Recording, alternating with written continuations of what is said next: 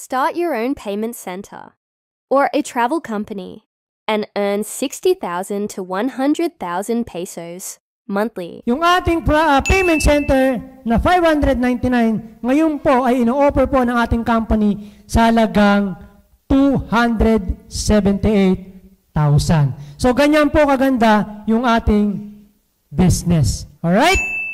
And ayan. So, ito po yung mga competitive advantage ng ating company na Global Pinoy Travel and Tours. So, imagine niyo no, wala na po tayong cash ban. No? Lifetime contract. Comprehensive services.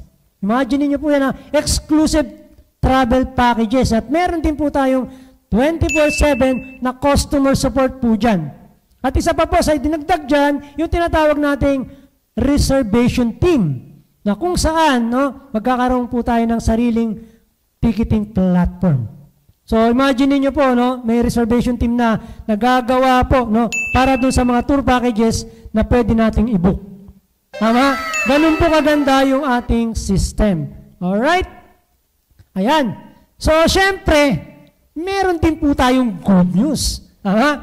Siyempre, lahat naman po yan, kailangan ng good news, no? Ito po yung good news na meron po tayo.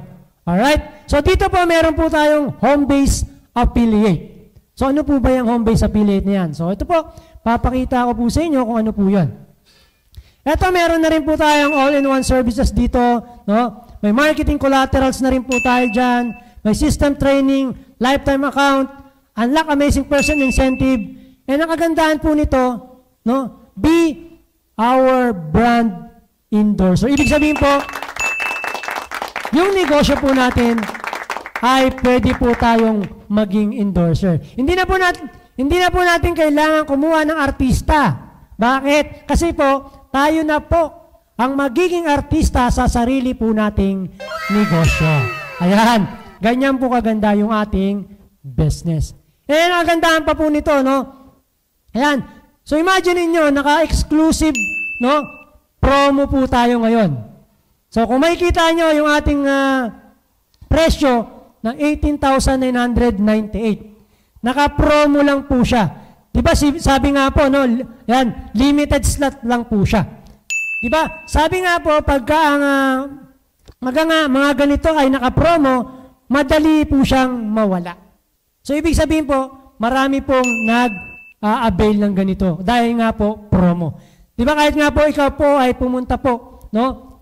Sa mga bilihan, no? Ng mga department store dyan, yung promo nila, ganun din po. So, ilang araw lang din po siya tumatagal. Kasi nga, promo lang po. Imagine niyo no? Sa halagang 18,998, ayan po yung magiging negosyo po natin.